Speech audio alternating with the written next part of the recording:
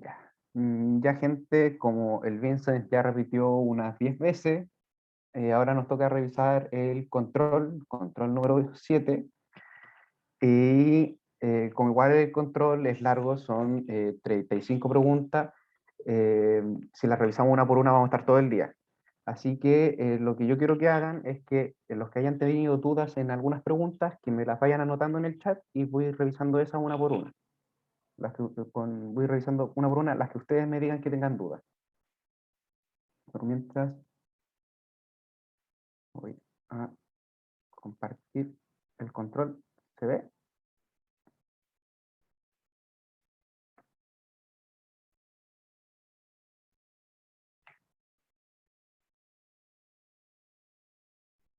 Aún no.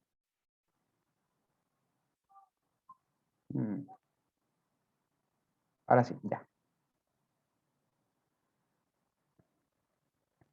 Ya, entonces, vayan anotándome en el chat las preguntas que le hayan costado. Piensen, tienen como las respuestas correctas, como para ir viendo en qué se equivocaron también. En el control aparecen. Cuando lo rinden, tienen la Ah, ya. revisión. Entonces, díganme cuáles estuvieron malas, cuáles estuvieron buenas, cuáles les costaron. La 4, la 3.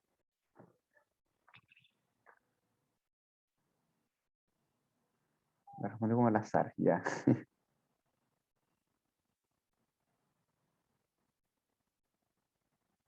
¿Y solo la 4 y la 3?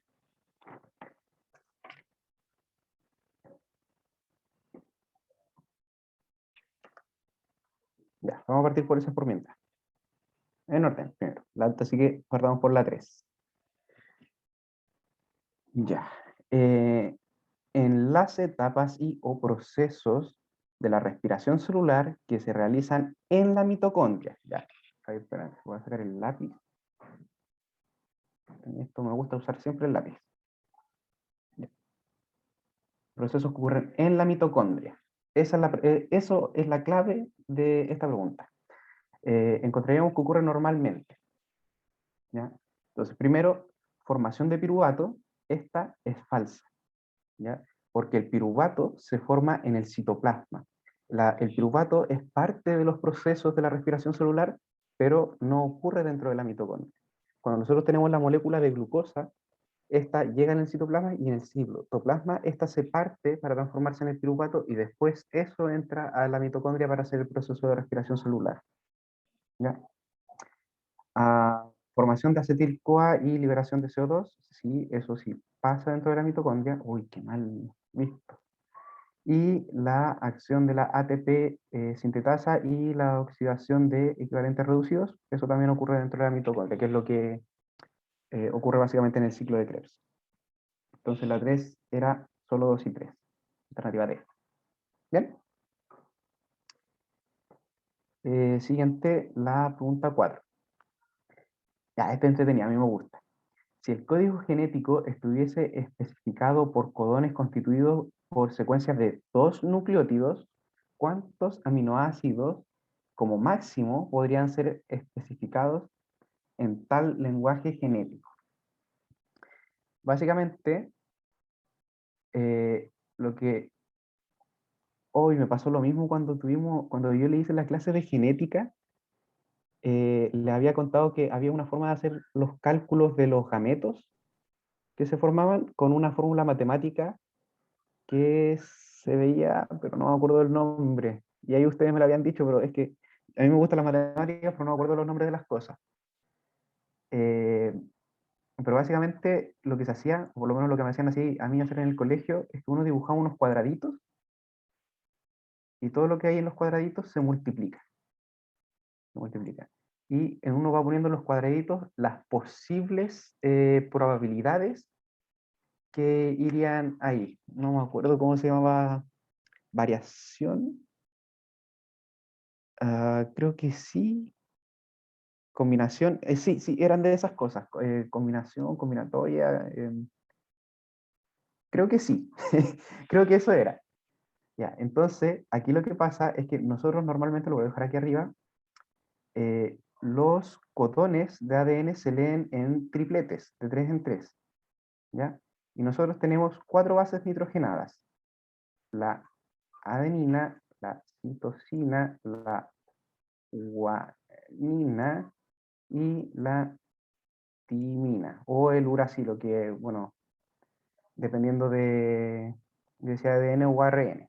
Entonces, tenemos 4 posibles nucleótidos que pueden ir en este triplete, y estos se ordenan al azar y cada uno es leído cuando pasa por el ribosoma, se lee en la red. Entonces aquí puede haber una A, puede haber una C y puede haber una otra A, por ejemplo. ¿Ya? Entonces, las posibles combinaciones que pueden haber aquí es que aquí puede haber cualquiera de estos 4 nucleótidos. Entonces, aquí va un 4. Y eso se multiplica por lo que puede haber aquí, que también puede haber cualquiera de estos mismos 4. Entonces, aquí va un 4. Y aquí en este, el tercer codón, o sea, la tercera parte del codón, también puede ir cualquiera de estas 4 bases y también va un 4. Y todo eso se multiplica, ¿ya? Y eso nos da la cantidad máxima de aminoácidos que podríamos tener, porque acuérdense que cada codón del código genético codifica para un aminoácido, cada codón, ¿ya? Entonces, si el código genético estuviese especificado por codones constituidos por secuencias de 2 nucleótidos, normalmente es de A3, pero ahora están preguntando si está 2. Entonces, ¿cuántos aminoácidos máximos podríamos especificar? Entonces, si son de a 2 nucleótidos, aquí tenemos la misma cantidad de nucleótidos, son 4. ¿Ya? Entonces aquí va un 4 y aquí va otro 4, y como nos piden quizás solo secuencias de a 2, entonces no, nos quedaría ahí. No serían tripletes como aquí arriba, serían solo duplas. ¿Ya? Y eso sería 4 por 4, 16 aminoácidos, que sería la alternativa B. ¿Se entendió? Sí. ¿Alguien que no haya entendido?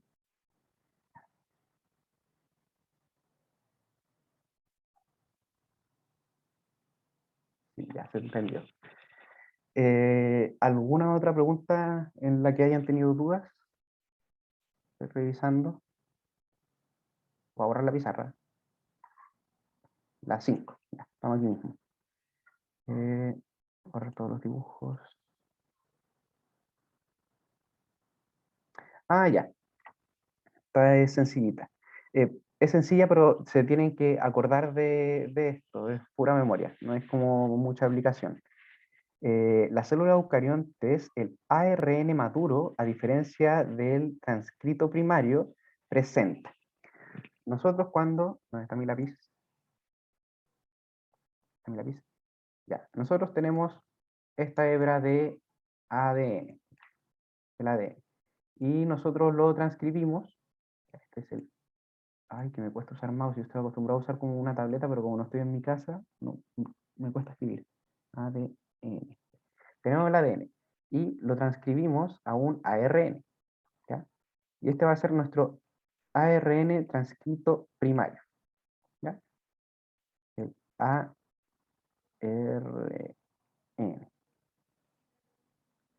¿ya? Pero este ARN recién transcrito desde el ADN no es el mismo que se usa, ¿ya? Esto es un ARN que no está maduro, ¿ya? Entonces nos preguntan cuál es la diferencia entre este transcrito primario, ay, lo taché en vez de subrayarlo, y el ARN maduro. Entonces esto, cuando tiene que pasar como por un proceso para madurar, o sea, para hacer el ARN maduro como tal, pasa por unos procesos en donde ocurren estas 3 cosas. Al ARN, para madurar, lo voy a dibujar aquí para hacer el maduro, en la parte final, en la cola del extremo 3, se le agrega una cola, que es solamente adenina, adenina, adenina, adenina, adenina, adenina, y por eso se llama cola poli-A, porque es una cola solamente de adeninas, ¿ya? Y en el extremo más superior se le agrega un capuchón Cap, que se llama. No me acuerdo bien cómo estaba compuesto, pero es una cosa que le ayuda a adherirse a algunas proteínas y a ser transportado y le da algunas funciones y que no se vuelva como a adherir a otras moléculas, le da muchas funciones. ¿Ya? Y lo otro que le ocurre a este RN es que aquí en el medio se va cortando, y hay secciones que se quitan, ¿ya? Y esas secciones que se quitan son los intrones. Entonces esta es la falsa, porque la gran diferencia entre el ARN maduro con el transcrito primario es que el ARN maduro no tiene los intrones. Los intrones se sacan de la secuencia. Para el ARN está compuesto de dos estructuras, los intrones y los exones se quedan dentro de la molécula del ARN y los intrones se sacan y se botan. ¿Ya? Entonces, esta es falsa, porque no está compuesto, no presenta solamente intrones. ¿Ya?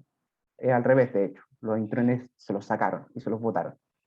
Y si presenta la cola polía y si presenta el capuchón. Entonces era 2 y 3. ¿Bien? ¿Cómo se llama esta materia? Ah, no me acuerdo. Esto era de replicación, transcripción, eso debe ser de genética. Me pidieron las 7, las 9, 33, 34. 33, 34.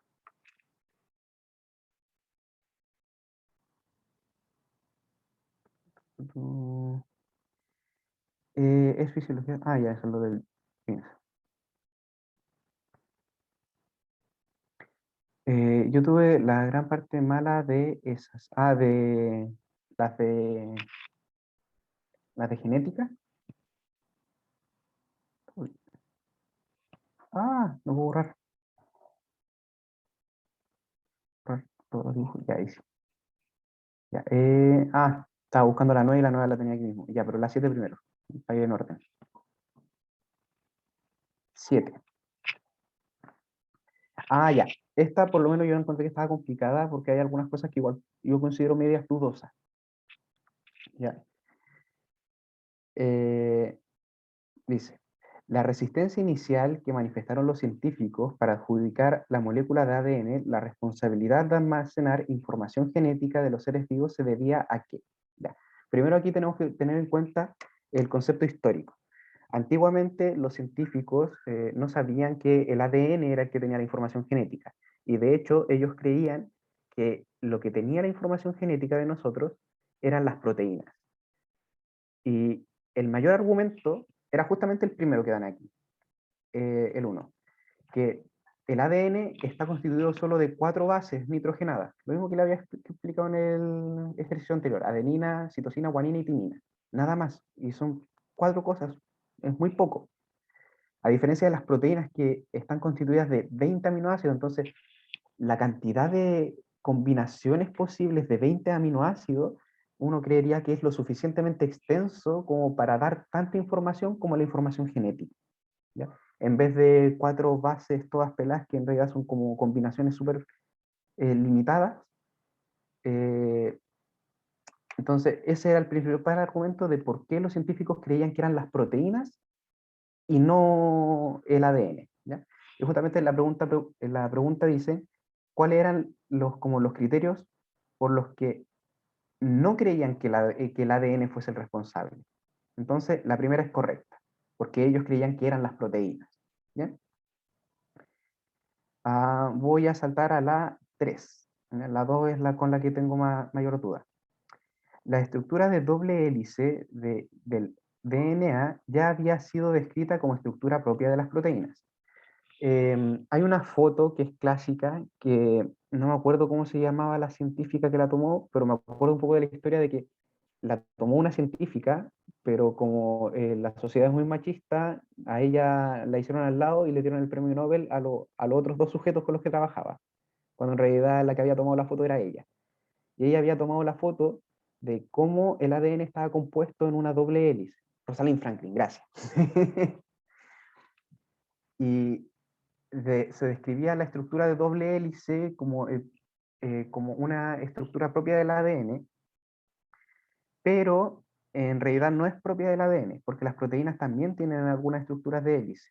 De hecho, de las dos estructuras básicas de las proteínas son las alfa hélices y las beta plegadas. Entonces, que el ADN estuviese compuesto en una forma de hélice no era algo propio. Y no era algo propio del ADN. Entonces eso no ayudó, tampoco era justificación. Tampoco era justificación para que esa estructura ayudara a almacenar la información genética, porque las proteínas también podían hacerlo. ¿Bien? Entonces, esto también era un argumento que usaban para hacer esa justificación de por qué el ADN no podía almacenar la información genética. Y la dos, no estoy tan seguro de respuesta. Dice aquí que el ADN que no era suficientemente convincente que la muestra purificada de DNA utilizada en experimentos de Avery estuviese libre de proteínas. En esta no estoy muy seguro porque el experimento igual fue bastante criticado en esa época porque la gente no quería creer en eso. Pero creo que sí tenía pruebas de que en realidad estaba libre de proteínas. Entonces yo creo que por eso esta alternativa era la falsa, ¿ya?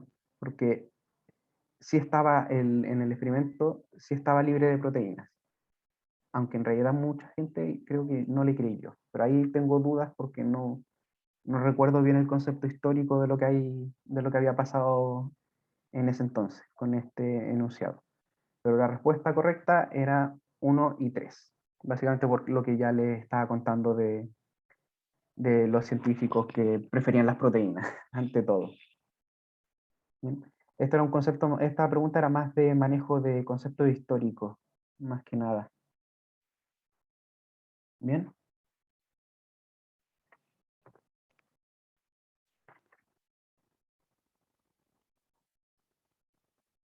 pero decía que las dos también eran. No, yo tengo marcado que, aquí yo tengo marcado que es 1 y 3 solamente. A ver, deja revisar la pauta.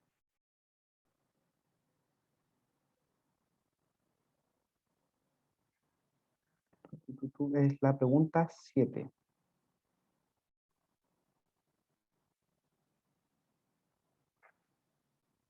Pregunta 7. Pregunta 7, aquí dice que es la alternativa de 1 y 3. Ya, no hay problema. Ya, 7, me dijeron también la 9. La 9. Las aplicaciones en el campo de la biotecnología son numerosas. En la actualidad se puede considerar que está en plena aplicación. Ya. Eh, ya, esta también está complicada porque son conceptos, no sé si muy conocidos, y no sé si se lo habrán pasado en clase. Número 1. Obtención de plantas transgénicas con características nuevas, como por ejemplo aquellas que producen inmunoglobulina A y G. Ya, esto, no sé, o sea, sí, es que esto sí es verdad, pero no sé cómo esto debió haber sido parte de su materia. Es como difícil poder saber esto si no, como que no se informan culturalmente sobre el tema, o si no se los pasaron como exactamente esa información en clases, como muy de conocimiento general, así que no sé cómo explicarle eso, pero es verdadero. Aplicar terapias con células madres reprogramadas para permitir la recuperación de órganos específicos. Eso también es verdadera.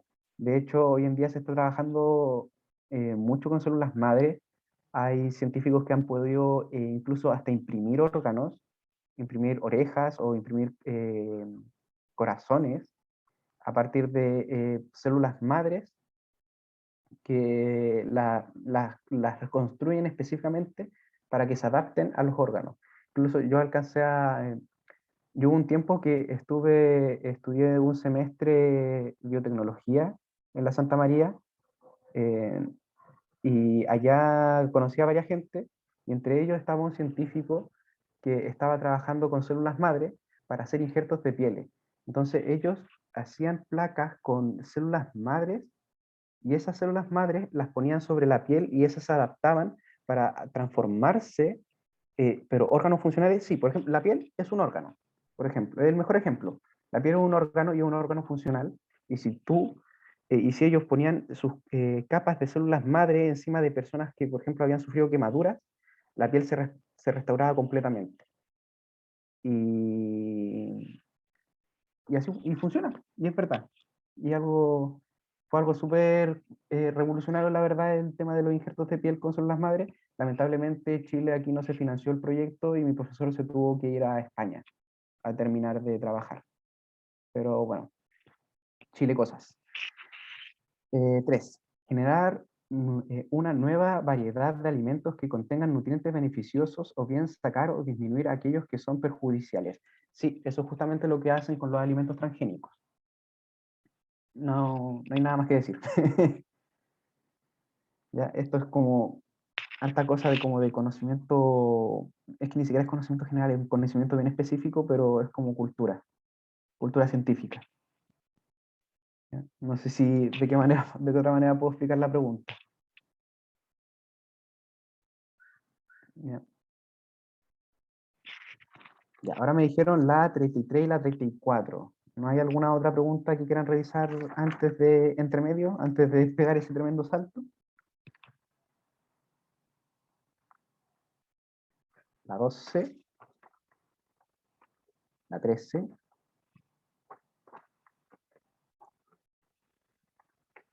la 12 y la 13. 11, 12. Ah, ya, esta me encanta. Me encanta porque fue la clase que hice yo de variabilidad y herencia. El problema es que me va a costar un montón dibujarlo. Eh, tu, lápiz, ya. Entonces, nos preguntan aquí el cruce entre sujetos de genotipo, este es el papá con este genotipo y la mamá con este otro genotipo.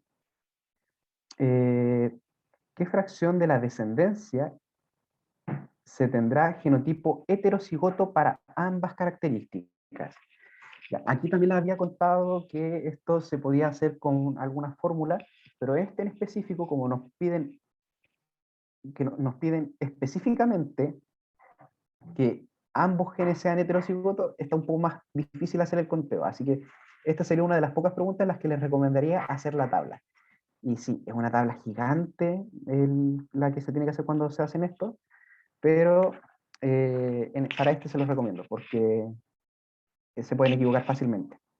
Entonces, voy a dibujar la tabla, ojalá pueda hacerla rápido. 4. Ay, acá. Ay. Bueno, la intención es lo que cuenta. Entonces, básicamente, tenemos que ir separando los genes, ¿ya? Con uno de acá, con uno de acá. ¿Ves? ¿Ya? Entonces, tomamos la B mayúscula con la B de acá. Entonces, o sea, con las W, perdón, con las W. Me equivoqué. Entonces, B mayúscula primero, con primero la W mayúscula. ¿Ya? Y después vamos a separar otro gameto que va a tener también la W mayúscula con la W minúscula. No, perdón, me estoy confundiendo. Perdón. Aquí lo estoy cruzando ya al tiro. Tenemos que separar primero los gametos del padre y de la madre. Entonces, para separar los gametos del padre y de la madre, se ocupan solo estos. Acá estamos separando los del padre, entonces ocupamos la B mayúscula de acá. ¿Ya? Perdón si voy a borrar aquí un poquito. Ay, no puedo borrarlo ya. Ya, pero odio la función de dibujar del zoom. Me carga. Ya, entonces ocupamos la B mayúscula de acá, la juntamos con la W de ahí y la W de allá. Entonces ahora nos toca B mayúscula y W minúscula. La puedo hacer bien. Y después pasamos a la B chiquita, que se junta con la W mayúscula y la W minúscula. Entonces aquí otro gen B chiquita con la W mayúscula y el otro gameto B minúscula con W minúscula. ¿ya? Y en este lado tenemos que hacer lo mismo con los genes del otro progenitor. Entonces aquí, como son el mismo genotipo, lo mismo, la B grande con la W grande y con la chiquita. Entonces, B mayúscula con W mayúscula. Y bueno, ya, ahí creo que ya me captaron la movida y hay que terminar. No voy a terminar porque si no esto se va a hacer eterno. Y después hacemos el cruzamiento, ¿ya? Entonces, por ejemplo, aquí juntamos la B de aquí y la B de acá, serían dos B mayúscula, perdón, por eso, dos B mayúscula y dos W mayúscula. Esto me está quedando horrible, pero no importa. ¿Ya? Entonces, este gameto no nos sirve porque nos pide que sea heterocigoto para ambos, ¿ya? Entonces lo que tenemos que buscar aquí, después de que construyamos toda la tabla, lo que tenemos que buscar es que sea B mayúscula, B minúscula, W mayúscula, W minúscula. Y tenemos que cuando terminemos de hacer la tabla, contar cuántos de estos hay. Y básicamente van a haber 4. Créanme, hice la tablita bonita aquí en mi hojita, está ahí, así que créanme, ¿ya? Pero ustedes después lo pueden hacer, pero básicamente es hacer la tabla. Y en el caso de que no quieran hacer la tabla y quieran hacer fórmulas matemáticas, pueden hacer de nuevo lo mismo que les había mostrado antes de los cuadraditos. Tenemos, para los que entienden matemáticas, si no entienden matemáticas, prefiero que no me escuchen aquí, para no confundirlos más. Dibujamos, tenemos 4 espacios porque tenemos 4 genes. El alelo paterno, materno y materno del otro gen. ¿Ya? Entonces, en el primer espacio tenemos 2 opciones, B mayúscula o B minúscula.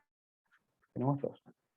Y para el segundo espacio no tenemos 2 opciones, ¿ya? Porque tienen que ser diferentes. Entonces, si tuvimos una B mayúscula, solamente podamos poner una opción distinta, que sería B minúscula, ¿ya?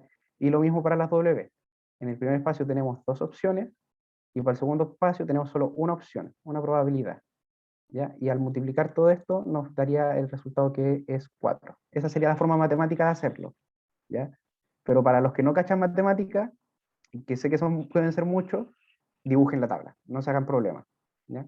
Es la forma más segura de realizar el ejercicio. ¿Bien?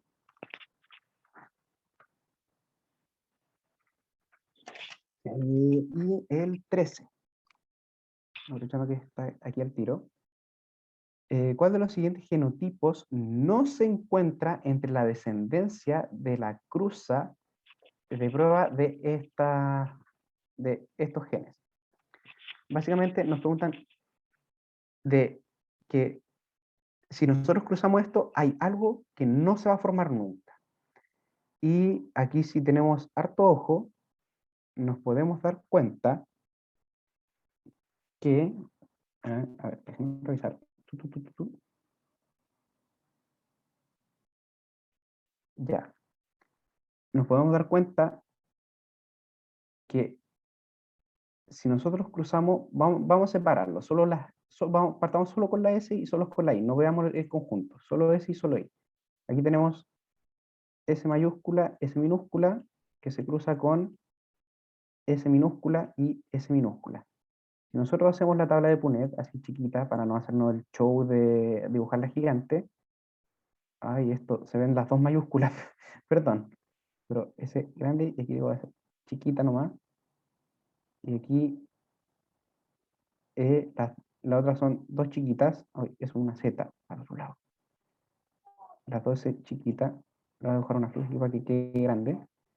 Si nosotros hacemos el entrecruzamiento, vemos que queda un heterocigoto de S grande y S chiquita, aquí también otro heterocigoto de S grande y S chiquita, y aquí quedan dos homocigotos de los dos S chiquita. ¿Bien? Entonces aquí podemos ver al tiro que la única forma en la que no se forman gametos son con dos cigotos de S mayúscula. No hay dos con S mayúscula, porque el paterno tiene una S mayúscula, pero el materno tiene dos minúsculas. Entonces jamás van a ver una mezcla en donde tengan dos S mayúsculas, porque el otro gen paterno no existe una S mayúscula. Entonces, el gen que no puede existir es el que tenga dos mayúsculas juntas, tanto en S como en I. ¿Ya? Entonces, si nosotros empezamos a revisar aquí, aquí la E tiene dos Y mayúsculas, y eso no puede existir, porque si nosotros cruzamos las I, aquí tendría que haber una mayúscula para que pudiese unirse con esta otra mayúscula de aquí y dar una descendencia heterocigota dominante. No sé si me expliqué bien. Sin poder dibujar bien, me cuesta un poquito explicarlo. Si no se entendió, me dicen y lo explico de nuevo cómo arreglarlo.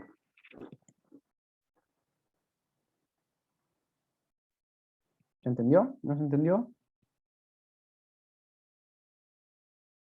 ¿Sí? ¿Sí? Ya, bacán.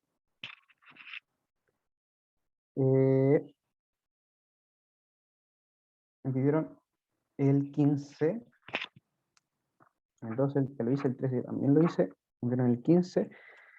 Voy a pasar al tiro al 34, porque me los pidieron harto, así que supongo que tienen dudas con eso. Harto los dibujos. Acá. No, el 34. Ya. 33.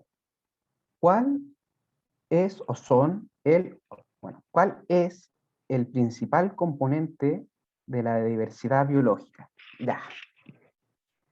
Esto es interesante porque la diversidad biológica está dada por una gran variedad de cosas. Entonces, ver cuál es y cuáles son los principales componentes, igual es como un poco complicado. Pero si nosotros vemos las opciones que hay, primero tenemos la diversidad genética. Eh, todos los seres vivos que vemos, todos tenemos genes distintos entre especies, genes distintos incluso entre las mismas familias, no solo me refiero a familias como grupos de taxonómicos, sino que me refiero a familias como dentro de la misma familia padre e hijo pueden tener diversidad genética. La diversidad genética es básicamente lo que hace la diversidad biológica, tanto cambios fenotípicos de color de ojos, pelo, eh, caminar en cuatro patas, dos patas, todo eso está dado por la diversidad genética. Entonces, la primera es sí o sí. ¿Ya? La diversidad de especies, eso eh, también es correcto, porque básicamente al haber distintas especies es donde se crea mayor diversidad, porque básicamente, pongamos el ejemplo de los perros. Hay muchas especies de perros, ¿ya? Y si yo mezclo un pastor alemán con un labrador, que son especies distintas, va a salir otro perro muy distinto, con combinación de sus genes. Entonces, es, esa nueva especie que nace, que básicamente es un quiltro de aquí de Chile, es una nueva forma de diversidad. Y de hecho, asimismo es como se han creado muchas de las especies, lamentablemente la mayoría de las especies de perros son artificiales, son creadas por el hombre, pero básicamente, justamente al haber diversidad de especies, es lo que hace que haya diversidad biológica entre uno y otro. Entonces, esta también es correcta. Y la diversidad de ecosistemas, esa también es correcta, porque dependiendo de dónde esté viviendo los individuos, es cómo se van a adaptar a ese ambiente y es cómo se van a desarrollar. Aquí el mejor ejemplo que se me ocurre ahora son los osos. Hay muchas especies de osos y dependiendo de dónde estén viviendo, es cómo va a ser ese oso. Si el oso vive en un ecosistema frío, como en el Polo Norte, va a ser un oso polar. Y si el oso vive en un ecosistema boscoso, va a ser un oso grizzly. O si vive en un ambiente donde solo se puede alimentar de bambú, tiene un metabolismo más lento, se va a transformar, va a ser un oso panda. Entonces, la diversidad de ecosistemas es lo que también hace que los individuos vayan variando y se vayan creando las especies distintas. Entonces, la diversidad de ecosistemas también colabora en la diversidad biológica. Entonces, 1, 2 y 3 son correctas. Y la 34, ya, esta a mí me causó mucha duda y tuve que revisar sus clases y ahí había un detallito que la puedo explicar mejor. Dice, las estrategias claves para la ecología de restauración es o son. Y aquí estuve viendo sus clases y en la clase de ecología le hablaron harto sobre las áreas protegidas. Y uno tendría que pensar que sí, que esto es verdadero. Pero lo que pasa es que las áreas protegidas no son una técnica de restauración, son una técnica de preservación. ¿Ya? Una estrategia de preservación de especies o de recursos naturales. Entonces, no es de restauración. Entonces, si yo quiero restaurar, esto sí que no lo vieron en clase, estuve revisándola. Si quieren restaurar un ecosistema o un ambiente, o restaurar algo, básicamente para restaurar algo tiene que estar deshecho y volver a armarlo. Entonces, si bien la biorremodelación, no sé si entienden el concepto de biorremodelación, que es biorremodelación es lo que hace el ser humano. Hay solo dos especies que hacen biorremodelación, el ser humano y los castores, que básicamente es cambiar el ecosistema para generar un cambio tan brusco que se transforme en algo distinto. Y es lo que hacemos nosotros, por ejemplo, lo que hacemos con las ciudades, que básicamente aquí antes había mucho bosque, había, no sé, planicie, no sé qué había, y había un ecosistema de ciertos animales. Y el ser humano intervino, empezó a construir calles, edificios y eso se transformó en otro ecosistema. Que, ojo, igual hay especies, por ejemplo, gaviotas, ratones, perros, gatos, que no son el mejor ejemplo, pero están adaptados para ese ecosistema, que no es el mejor ecosistema para vivir para un animal, pero se adaptan a esos ecosistemas. Y en el caso de restauración, se puede hacer yo lo busqué en y salía que habían bichos y bacterias que hacían eso. Ah, sí, también a nivel más microscópico, también hay bacterias que pueden hacer eso. Sí, pero por ejemplo, el castor, como animal grande, el castor es el que también trabaja la biorremodelación al construir las represas. Eso altera mucho los cursos hídricos y eso cambia mucho los ecosistemas. Pero básicamente, como técnica ecológica, para la biorremodelación sirve para reconstruir los ecosistemas para volver a que las especies puedan habitar en él. ¿Ya? Que me fui mucho por la rama hablando de de la ciudad y los castores, pero básicamente en eso ayuda la biorremodelación. Y incremento de ecosistema, no sé a qué se refiere bien con incremento, pero si incrementamos la cantidad de ecosistema y ayudamos a hacer más grande una reserva o un área natural, eso va a ayudar a que esa reserva vaya mejorando su calidad. O sea, si nosotros aumentamos, eh, si el ecosistema lo hacemos más grande, básicamente va a tener más posibilidades, va a tener más individuos, más poblaciones y va a trabajar de mejor manera.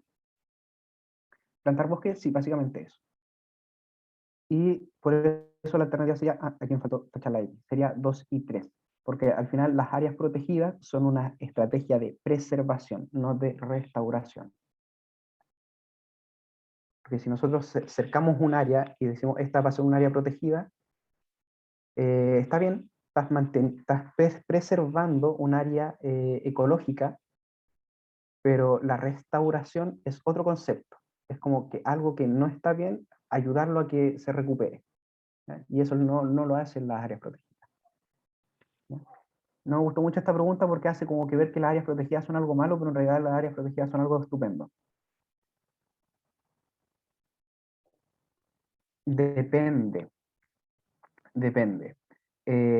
Si incrementamos un ecosistema para hacerlo invadir otro, va a haber algo que sea perjudicado.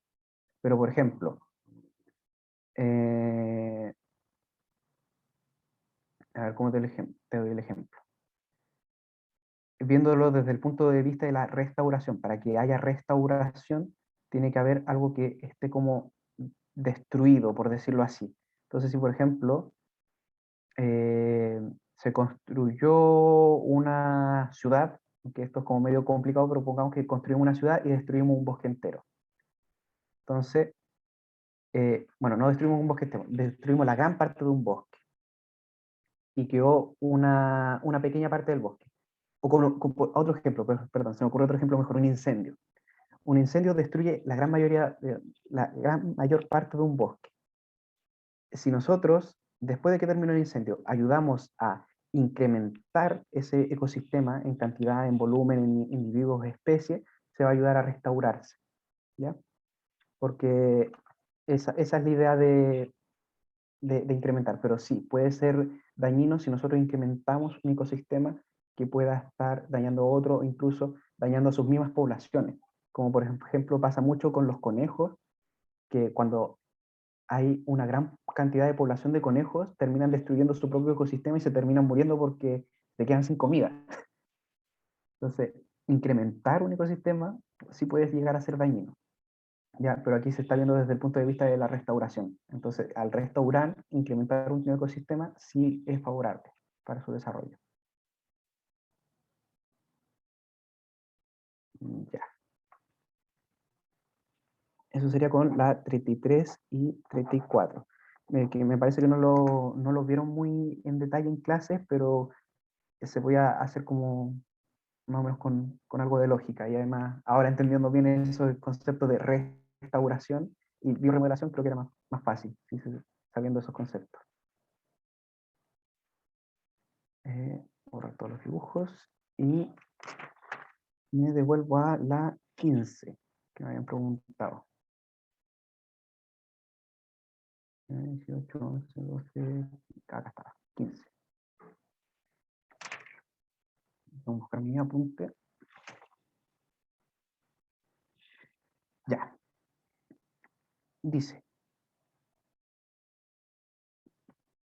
¿cuál de las siguientes alternativas completan correctamente el siguiente enunciado?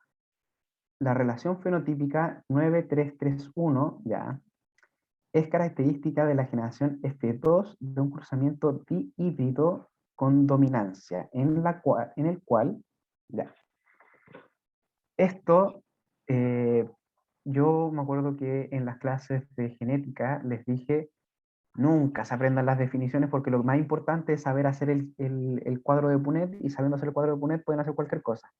Pero justamente esta es una de las preguntas que si se aprenden de memoria las definiciones de las cosas, esta se les va a hacer súper fácil. ¿Ya? Porque básicamente la relación 9331 es justamente la que dijo aquí el compañero, no sé, no le veo el nombre, la relación de la tabla enorme, que es la que, antes, si leemos la alternativa 3, dice aquí, es la segregación de un par de genes que ocurren independiente de cualquier otro. Y justamente esta ley que forma la relación 9331 es la que se llama ley de segregación independiente. Entonces, justamente esta es verdadera porque lleva el nombre de la ley, ¿ya? Dependía de que no estén ligados. La segregación de un par de genes que ocurre independiente de cualquier otro. Sí, correcto.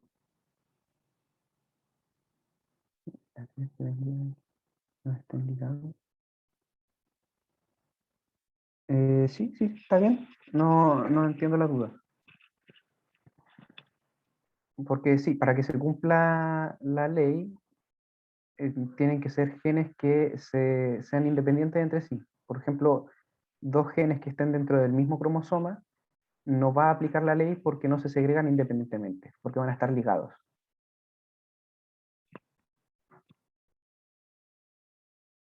Profe, es que yo tenía la duda porque dice que ocurre independiente de cualquier otro, la de un par, entonces como que no es tan independiente porque pueden estar ligados.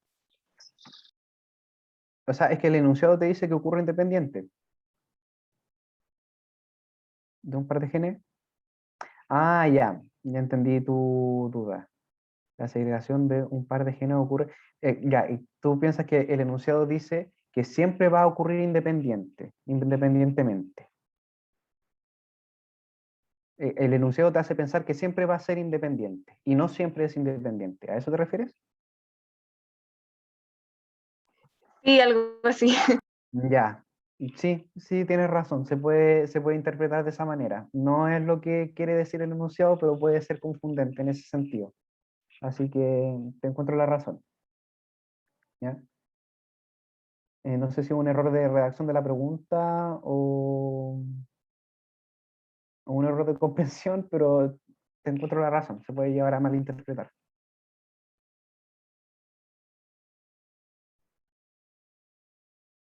Claro, las características pueden ser hoja arrugada y hoja amarilla, y cada uno está en un cromosoma distinto y se segrega independientemente.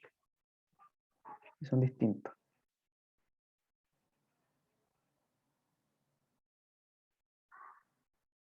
Eh, mm, Deben estar en diferentes cromosomas, porque si están en el mismo cromosoma, están ligados. Entonces, no... A ver, ¿cómo lo explico? Mm, por ejemplo, tenemos la textura, que es arrugado lisa, y el color, que es o amarillo o verde. Entonces, si son independientes, podemos tener todas las combinaciones posibles, arrugadas y amarillas, arrugadas verdes, o lisas amarillas y lisas verdes. Pero si estos genes estuviesen en el mismo cromosoma, básicamente siempre tenemos las mismas combinaciones de, como, como si fuese las primeras leyes de Mendel. No se hace la tabla gigante, donde da todas las combinaciones posibles, sino que se separan en 4 nomás, porque esos genes, al estar unidos, nos van a ser independientes entre sí. Ahí habría que repasar un poquito las clases, porque no puedo fijarlo de nuevo, todo de nuevo ahora, pero básicamente es eso. Serían solo 4 opciones. Ujú. Sí. Ya. Bueno, siguiendo con la revisión de la pregunta, eh, se pueden producir 4 tipos de gametos con las mismas frecuencias en ambos sexos. Ah, pucha, borré los dibujos, pero si recuerdan la tabla que hicimos, que separábamos arriba los gametos del padre y abajo los de la madre, en cada cuadrito que poníamos eran 4, que cada uno eran los gametos. Entonces, arriba eran los 4 gametos del padre y al costado eran los 4 gametos de la madre, ¿ya? En la tabla gigante. ¿Ya? En cambio, cuando hacemos la tabla de poner la chiquitita, eran 2 y 2.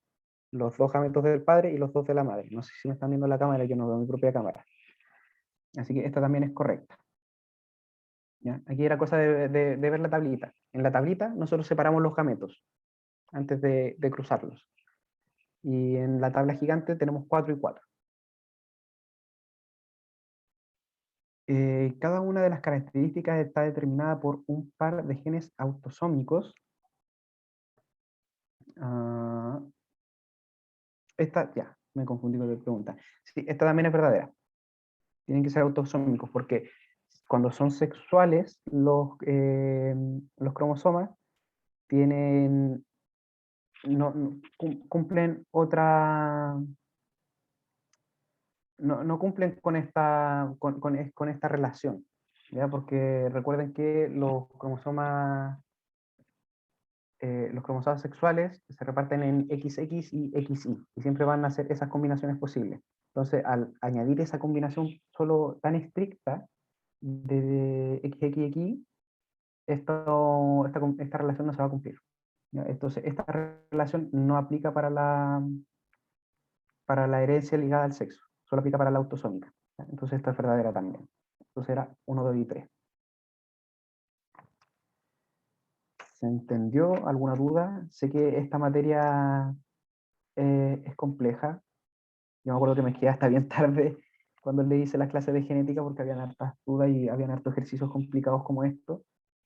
Pero si les cuesta, hay que repasarlo nomás. Y esto es algo que es común que cueste. Así que igual si tienen alguna duda más con esta pregunta o con otra de genética, háganla nomás. Y la explico de nuevo, no hay problema.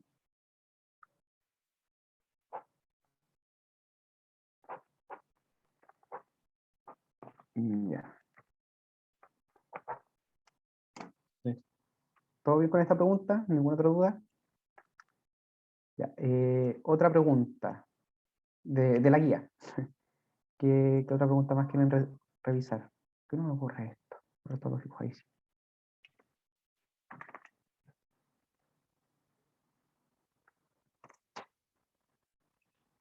¿Tienen más dudas? ¿Esas son todas las preguntas que tenían? Me habían dicho que estuvo difícil. Si estuvo difícil, yo esperaba que hubiesen más preguntas. La 1, ya, la 1. Ya, la 1 entretenida. Sí, es que había muchas que eran de memoria, muchas que eran de mucha memoria, y había algunas que tenían que manejar conceptos. Había unas de unos fósiles que ni yo me sabía, que hablaba del periodo precámbrico, eso, y eso era demasiado específico. Demasiado específico. Es o te lo sabes o no te lo sabes. ¿Dónde está? La 21 era. Esta. Esta.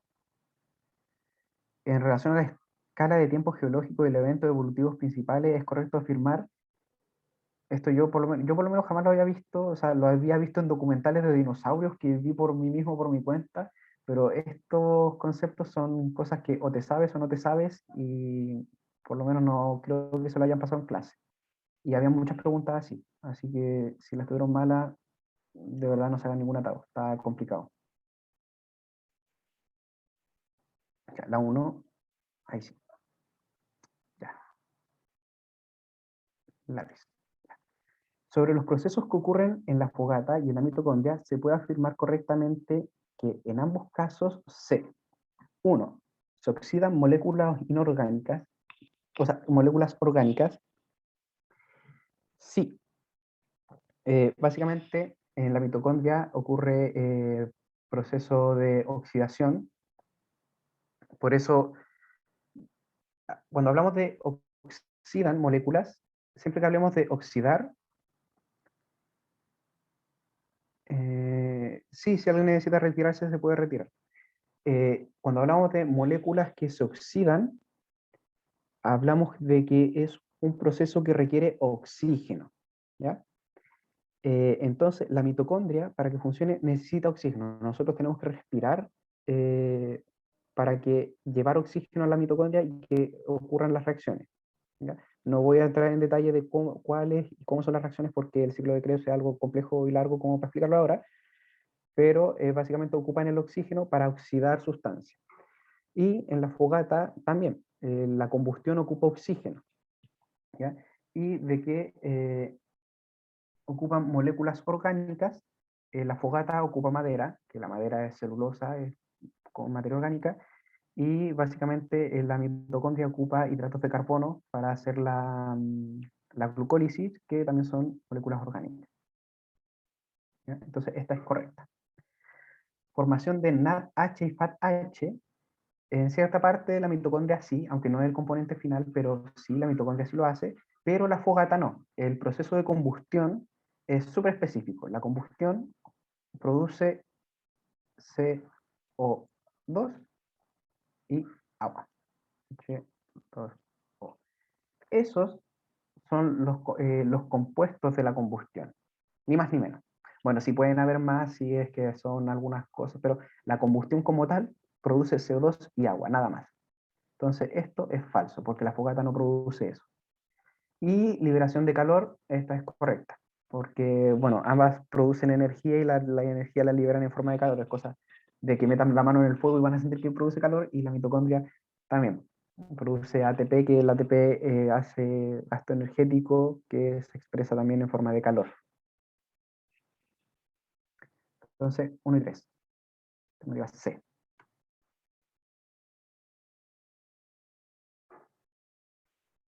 Ya. ¿Alguna otra?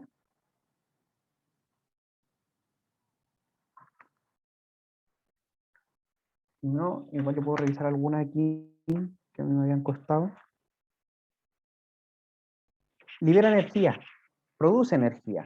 Y la energía se expresa como calor en casi todas las situaciones. O sea, esto es más materia de química mención, eso sí, pero toda, toda reacción química en cierta parte libera calor. Casi todo. Bueno, hay otras excepciones que son las endotérmicas y esas absorben calor, pero la gran mayoría de las reacciones que producen energía liberan una parte como calor. Así que sí, libera calor la mitocondria.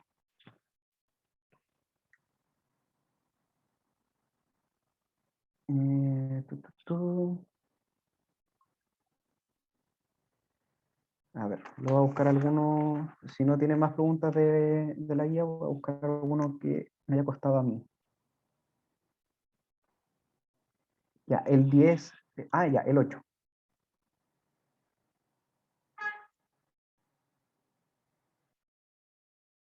Ya,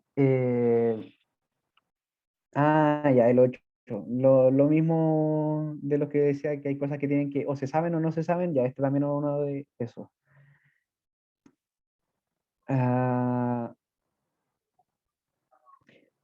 ¿vieron algo como de materia transgénica en clase? Porque yo me acuerdo que daba una clase aquí en Biología Común, pero la cancelaron, en donde explicaba un poquito de cosas transgénicas, pero habíamos quitado esa clase, porque era un popurrí de pura basura.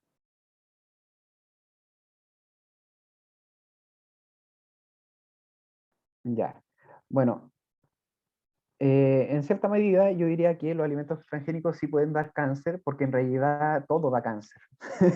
Básicamente, cualquier cosa puede dar cáncer hoy en día, así que no me sorprendería que un alimento transgénico lo pudiese hacer. En realidad estas cosas exactamente no me las sé porque son detalles como muy específicos de cosas que no sé de dónde salieron.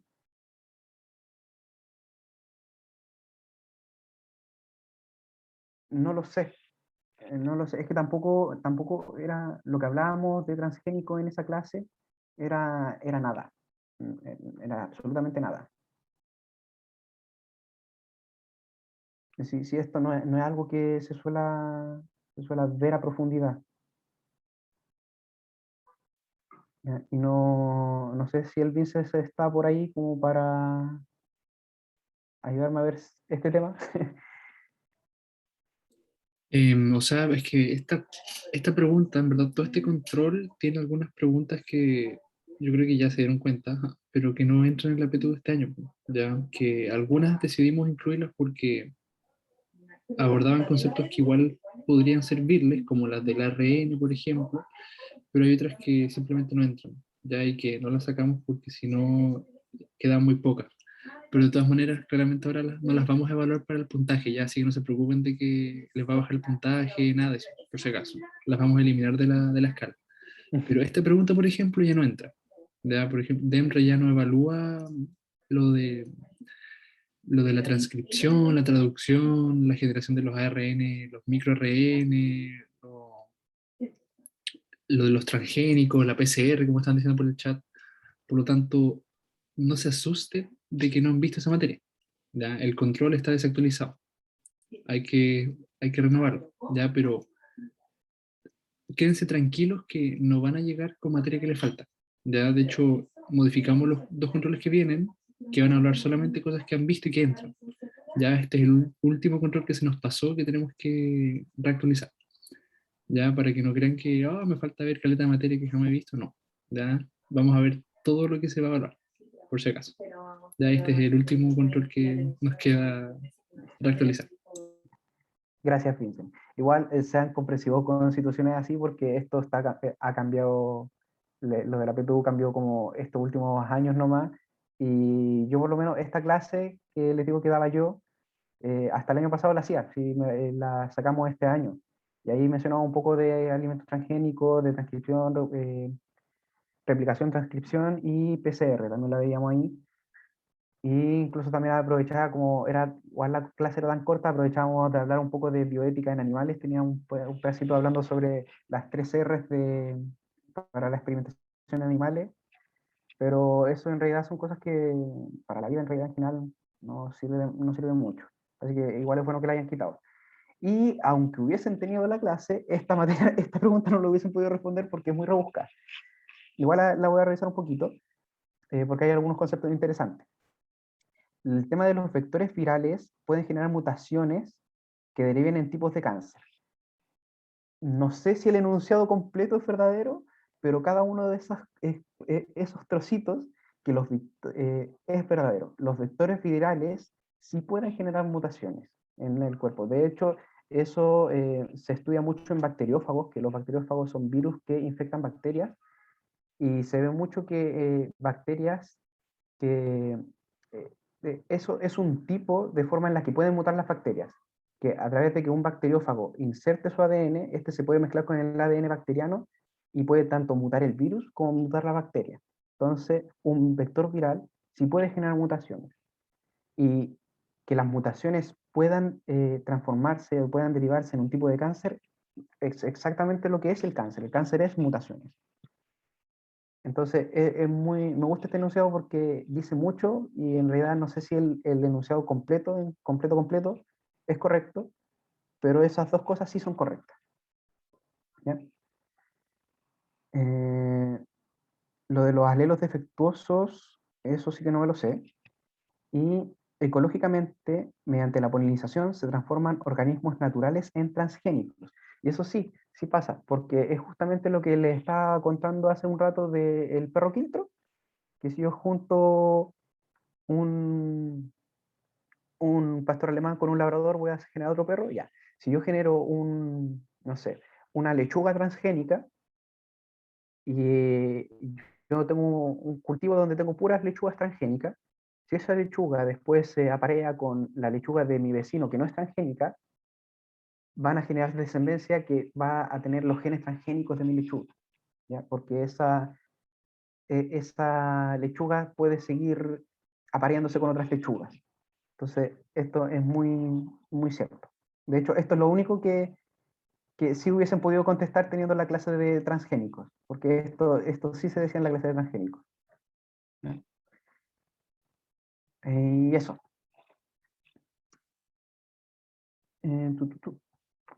¿Alguna otra pregunta? Mientras busco alguna que pueda contestar yo. Yo le iba a preguntar por la 10. ¿Supieron hacer la 10?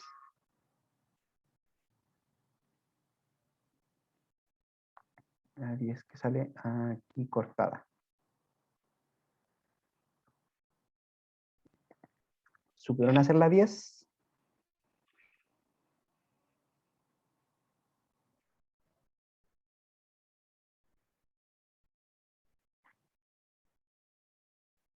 Yo no, ya, con eso es suficiente para mí. A mí me encanta esta pregunta porque a mí en realidad me encanta la materia ¿cómo se llama? De, de microbiología, a mí me encanta. Y el tema de los plásmidos de las bacterias es un tema que a mí, por lo menos personalmente, me fascina. Bueno, para introducirle más o menos el concepto, si es que no lo conocen, los plásmidos son segmentos de ADN que tienen las bacterias, que es como externo a todo su ADN propio. Entonces, tenemos todo el ADN de la bacteria aquí, y aquí afuera tiene un circulito de ADN aparte.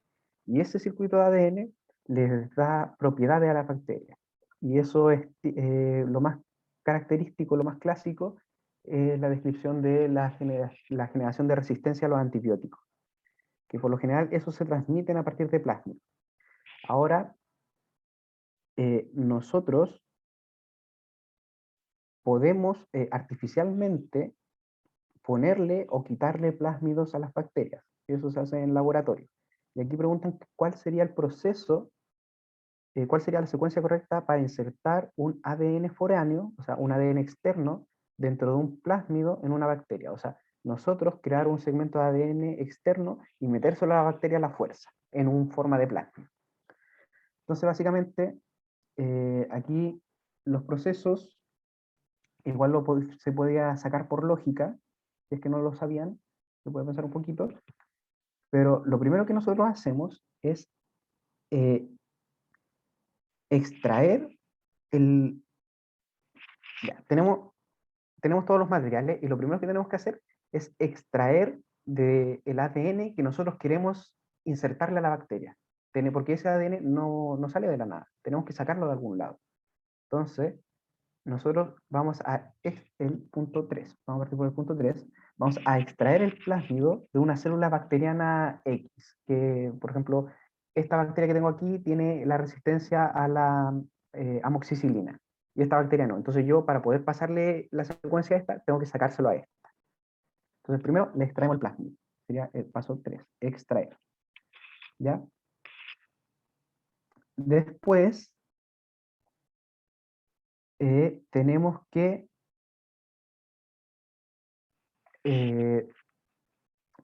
ese segmento de ADN que le quitamos a la bacteria no es llegar y metérselo a la otra, ¿ya?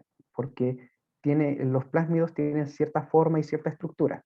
Entonces nosotros tenemos que ese ADN que le sacamos a la bacteria, a la primera bacteria, tenemos que cortarlo. Entonces nosotros a esa bacteria le cortamos un trocito de ADN y eso trocito lo enrollamos y lo transformamos en el plásmido. Entonces por eso la segunda opción, el segundo paso es cortar el ADN, ¿ya? Ahí lo de las enzimas de reacción ya es puro chamullo, pero lo esencial es que tenemos que cortar la secuencia de ADN para transformarlo en el plásmido. Después viene, ya, después nosotros tenemos ese plásmido y se lo pasamos a la otra bacteria, que aquí ese paso no está, no lo pusieron. Pero cuando le ponemos el plásmido a la siguiente bacteria, ese plásmido, para que funcione, se tiene que unir al ADN de la bacteria. Entonces, aquí el punto 4 dice formar puentes de hidrógeno entre el ADN del plásmido que nosotros le pasamos y el no plasmidal, que sería el ADN propio de la bacteria. Entonces, el plásmido se une a al ADN y empieza a producir su acción de cuál sea su acción. En este caso, el ejemplo que yo les di era la resistencia a antibióticos. Entonces, el siguiente paso es 4. Y termina con el paso número 1, que sería transformación de la bacteria con el nuevo ADN recombinante. Entonces, básicamente, cuando ya empieza la bacteria a leer el plásmido que le acabamos de incorporar, la bacteria se transforma y cambia sus características, que en este caso generaría resistencia a los antibióticos. ¿Ya? Creo que esa materia ya no les entra, pero por lo menos a mí algo que me encanta y algo que encuentro súper interesante. Y espero que de alguna manera les sirva. Me faltó el 5. Ay, espérate, ¿me salté el 5? 3, 2, 4. Ah, ya, ahí estaba, sí, eso es lo que le había dicho, que ya, por eso me pareció raro que no estuviese. Este era el paso que les dije que no estaba, me lo salté.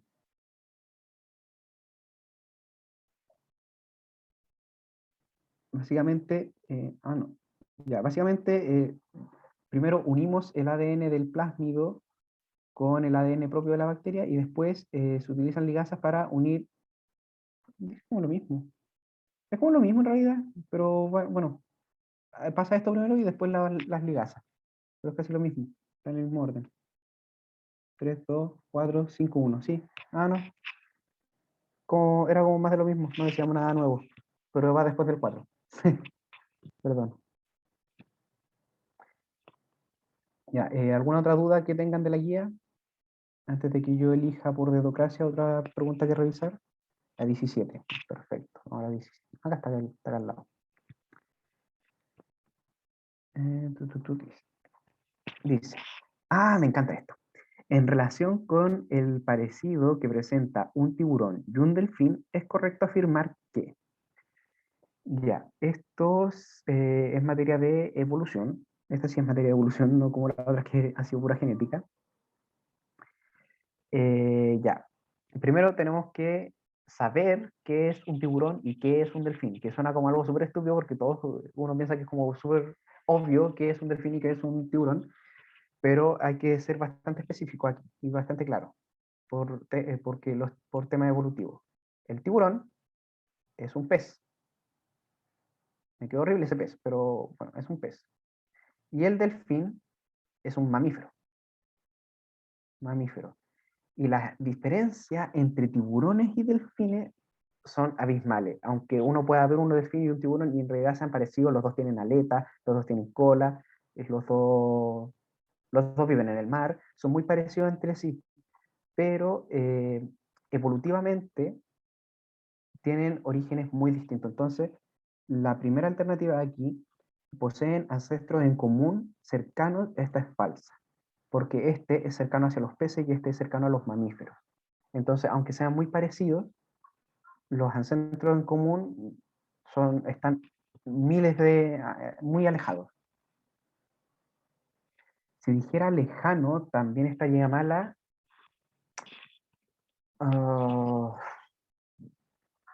Yo diría que no, porque lejano igual es una palabra bastante, bastante amplia, y si nos remontamos bien lejos, sí podrían tener un ancestro en común, porque básicamente todos tenemos un ancestro en común, porque todos salimos de algo similar, ¿ya?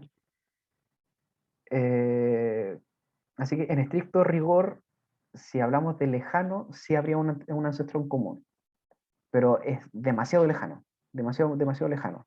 Piensen que como las estructuras evolutivas en las que fueron apareciendo los seres vivos, fueron justamente primero los peces, después como los anfibios, después los reptiles, después las aves y después los mamíferos. Entonces, entre peces y mamíferos hay millones de años de diferencia. Entonces, sí, justamente, en ese capítulo se ve perfectamente la representación de esto. Los tiburones y los delfines, aunque se vean muy semejantes, están muy alejados entre sí evolutivamente.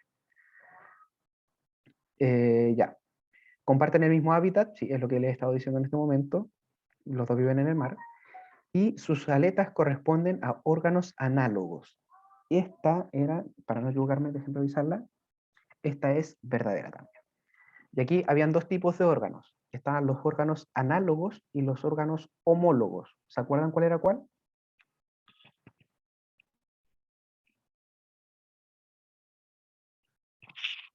¿Sí? ¿No?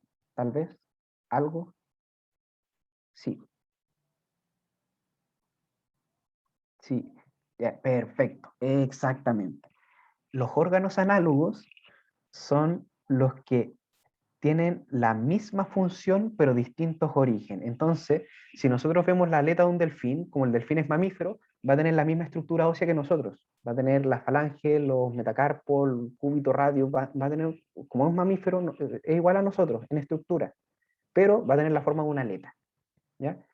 Y el tiburón también tiene una aleta, entonces, pero no está constituida de huesos, de hecho, ni siquiera sé de qué está hecha las aletas de los peces, ¿ya?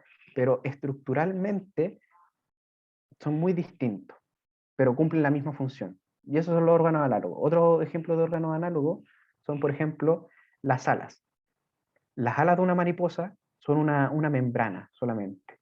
Las alas de un murciélago, los murciélagos también son mamíferos, también están hechas de hueso, con los mismos huesos de nosotros. Y las alas de un ave también son de huesos, pero tienen una estructura distinta a la de los mamíferos. Entonces, son tres órganos que cumplen la misma función, pero tienen orígenes muy distintos. Esos son los órganos análogos. Y ahora los órganos homólogos son los órganos que tienen el mismo origen y distinta función. Sí, las aletas de los peces son como cartílagos, pero es como, no estoy muy seguro, pero sí debe ser solo cartílago. No sé si tendrán otra estructura, yo creo que sí es cartílago. Eh, es como evolución divergente. Divergentes serían los homólogos. Los homólogos, sí. Sí. Los homólogos serían evolución divergente. Entonces, los homólogos son los órganos que tienen las mismas estructuras, o sea, en las mismas estructuras como en común, pero distintas funciones. Por ejemplo, nosotros que tenemos el brazo, que tiene nuestro cúbito, radio, falanges, los metacarpianos, tenemos todas las estructuras aquí, pero un murciélago tiene esas mismas estructuras, pero la tiene en forma de ala. Y algo totalmente distinto, con totalmente otra función, pero al final son las mismas estructuras. Y lo mismo pasa con el delfín, que tiene lo mismo, pero en forma de aleta, y la ballena también en forma de aleta, o el huemul, que tiene lo mismo en forma de pata. Entonces, son las mismas estructuras, pero con funciones totalmente distintas. Esos eran los homólogos.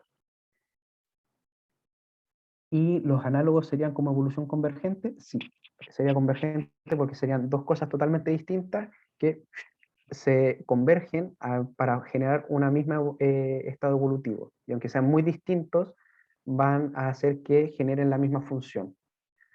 Básicamente eso está dado por la adaptación al ambiente.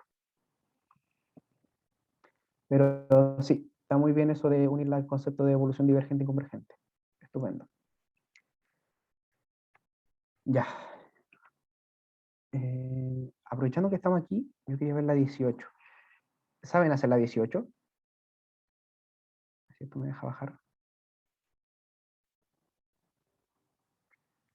Porque yo por lo menos aquí tuve que buscar un poquito de información adicional porque no estaba muy seguro. Ya, exactamente, esa era la cosa. Y yo preguntaba si supieron hacer esta para saber si sabían la definición de esto. Pero sí, está súper bien. Igual se lo explico por si hay alguien que no está seguro. Eh, el equilibrio Hardy-Weinbergson básicamente describe una población en el equilibrio perfecto. Y eso en realidad es como súper difícil de alcanzar porque todo está en constante cambio. Entonces, alcanzar el equilibrio perfecto es algo como súper imposible. Entonces, si esta población que está aquí, que nos dieron en el enunciado, cumple el equilibrio de Hardy-Weinbergson, básicamente quedaría igual, porque está en equilibrio perfecto. Entonces nada cambia. ¿Ya? Eso sería como por definición. Y también por definición, el equilibrio de Weinberg, el equilibrio de Hardy tiene que tener cruzamiento al azar, ausencia de migración, ausencia de mutaciones y selección natural.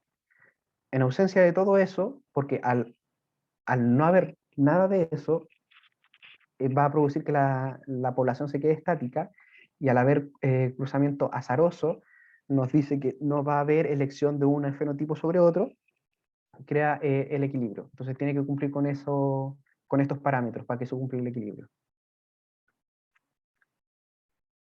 Eso. A ver, pregunta.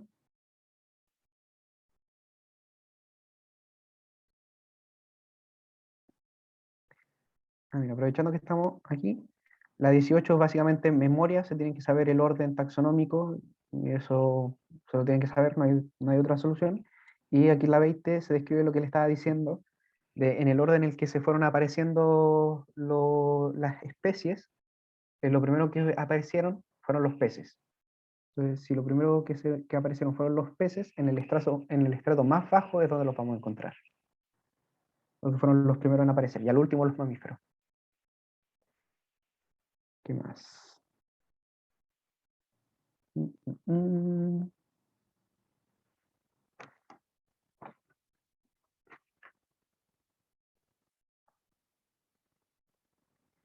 Ya, en la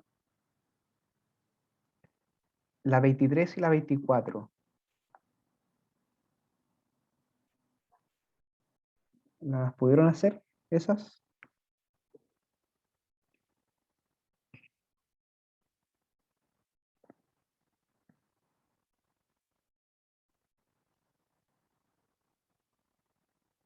¿Las tuvieron buenas? ¿Las tuvieron malas?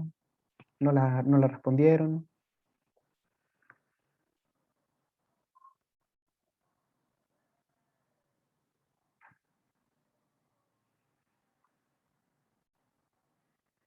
Bueno, nada. Ya, perfecto. Porque quería que revisáramos estas, porque justamente la 23 y la 24 son como las preguntas que más posiblemente les podría salir, ¿ya? Porque esto es justamente la materia como más importante. El, el tema de las teorías evolutivas, en especial la de Darwin, y esto yo por lo menos no lo conocía por este nombre, lo tuve que buscar en Google. Teoría sintética, yo jamás la había escuchado por ese nombre, pero básicamente es lo mismo que el neodarwinismo, ¿ya?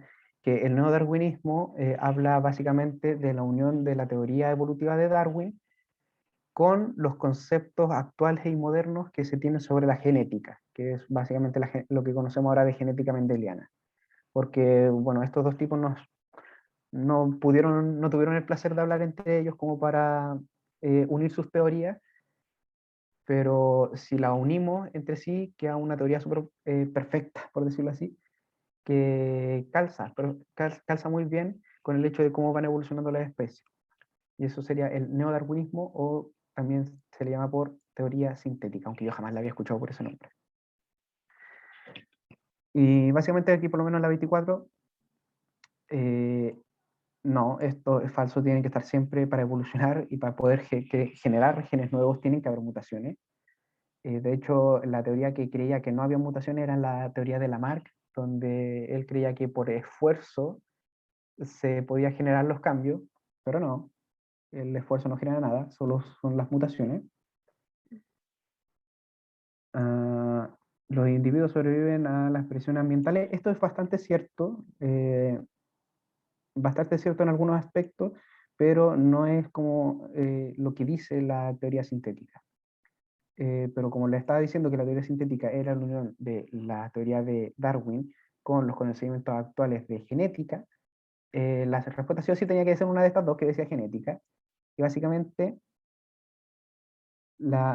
para que haya evolución, tienen que modificarse, no mantenerse. Que esta opción dice mantenerse, tienen que modificarse sí o sí. Entonces era la C. ¿Ya? Y estos son conceptos que tienen que tener bastante claro, porque esto es lo más preguntable y lo más importante que tienen que saber. Y bueno, con respecto a la 23, no corresponde a un hecho del mundo natural a nivel de población que le permitió a Darwin proponer el mecanismo de selección natural. O sea, ¿cuál de estas opciones no permitió? ¿Cuál de estas es falsa, básicamente? Eh, oh, no la tengo marcada. Pero estoy casi seguro que era este.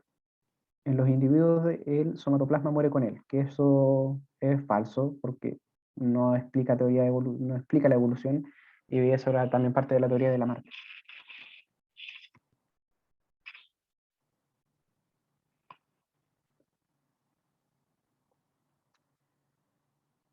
Ya.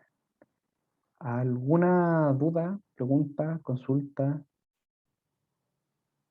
Estoy revisando las otras preguntas y parece que no había más preguntas complicadas.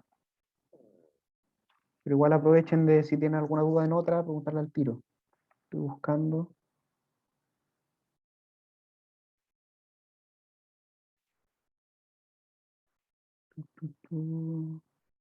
La 14.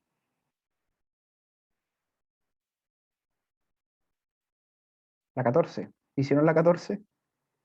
Esta sí que sé que es complicada porque es la misma pregunta, exactamente la misma, que estaba en la guía de genética. Y lo sé porque la hice varias veces con ustedes.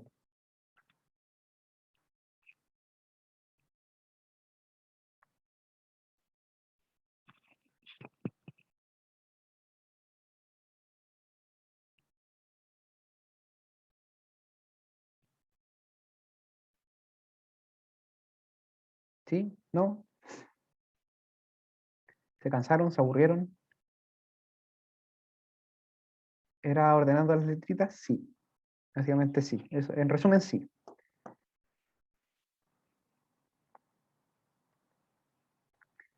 Es que para seguir tengo que saber en qué tenían dudas. Yo ahora estoy buscando como preguntas complejas. Ya, pero aquí está en la 14. Voy a agarrar el lápiz. Ya. Tenemos al papá, este, y a la mamá, este, y nos preguntan, ¿qué proporción de gametos distintos podría fabricar la descendencia de F1? O sea, básicamente, lo que tenemos que hacer es, uno tendería a pensar que estos tenemos que calcular sus gametos, pero no, primero tenemos que cruzarlos. Y después de cruzarlos, a eso que salió, tenemos que verle los gametos. Y uno diría, pero esto tiene como mil cosas distintas. ¿Cómo vamos a hacer la cruza en esto? 1, 2, 3, 4, 5 genes. ¿Cómo vamos a hacer la cruza de 5 genes? Es una tabla gigante. Ya, no es necesario hacer la tabla, porque si vemos, son todos homocigotos.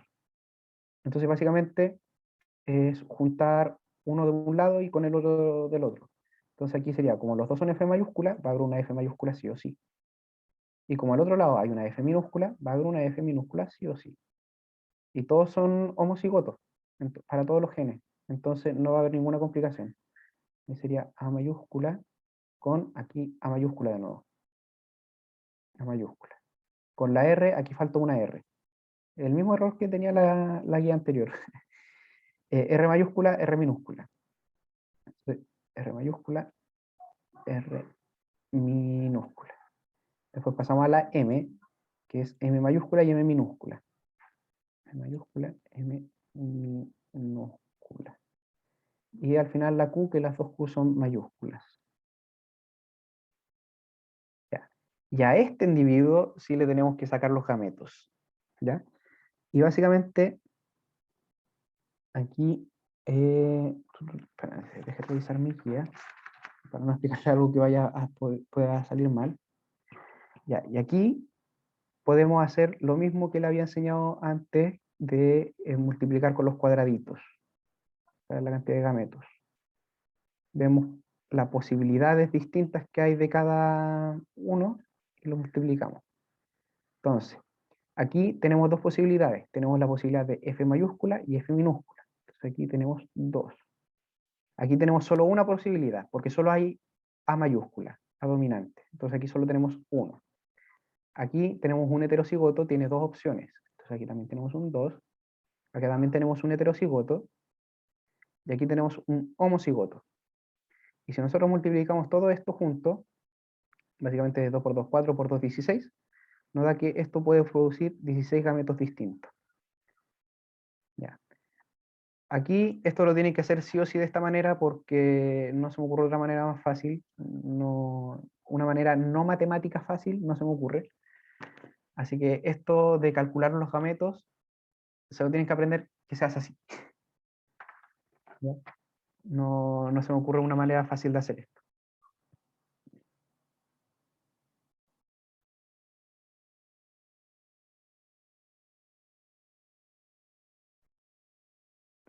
Mm,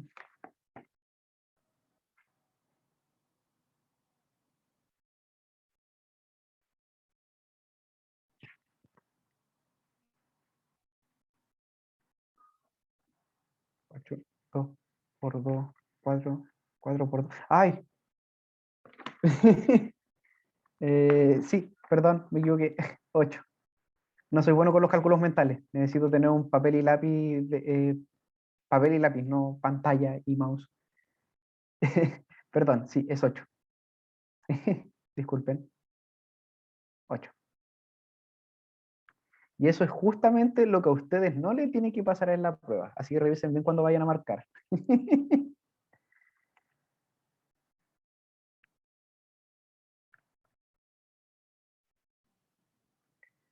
Justamente por errores como ese no fui puntaje nacional.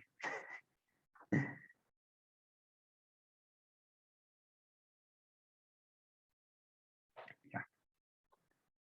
¿Algún otro ejercicio que quieran revisar?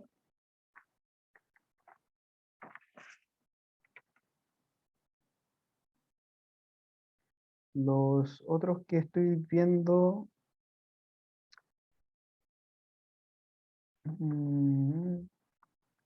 eran como de 16, ya.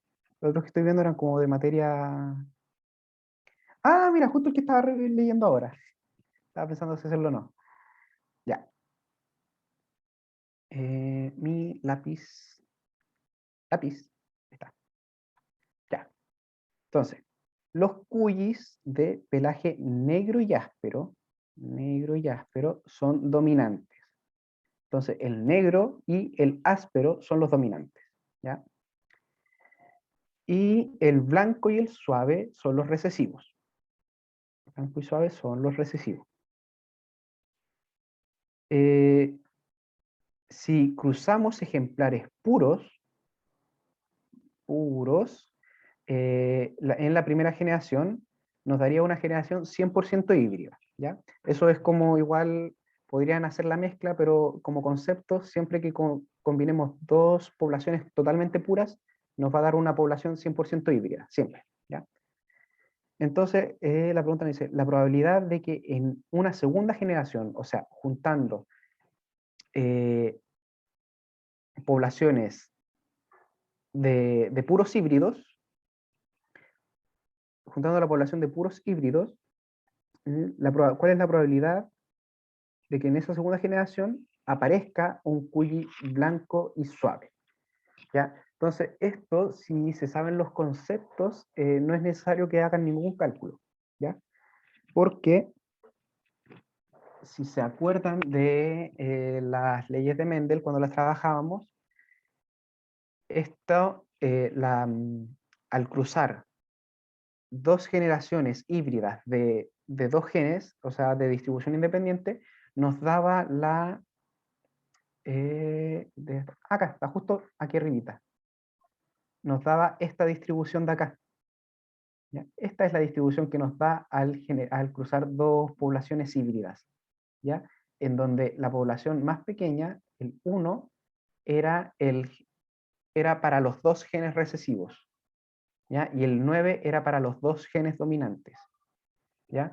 Entonces, básicamente, si entendemos los conceptos, si nosotros hacemos la cruza de dos individuos híbridos para dos genes, la probabilidad de que salga uno completamente recesivo siempre va a ser el 1 entre el total de esto que es 16.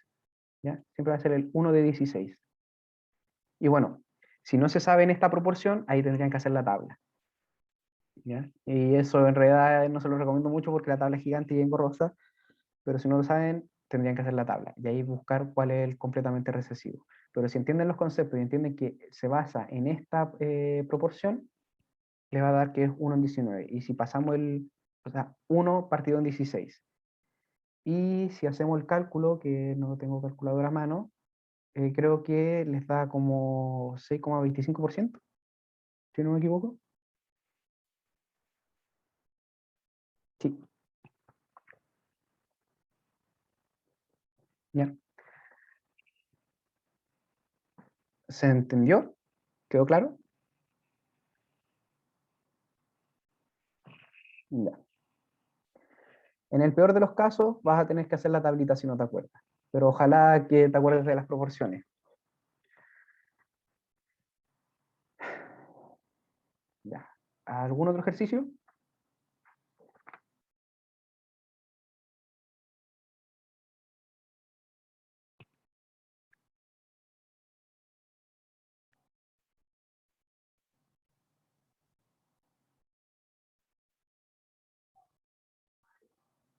Mm,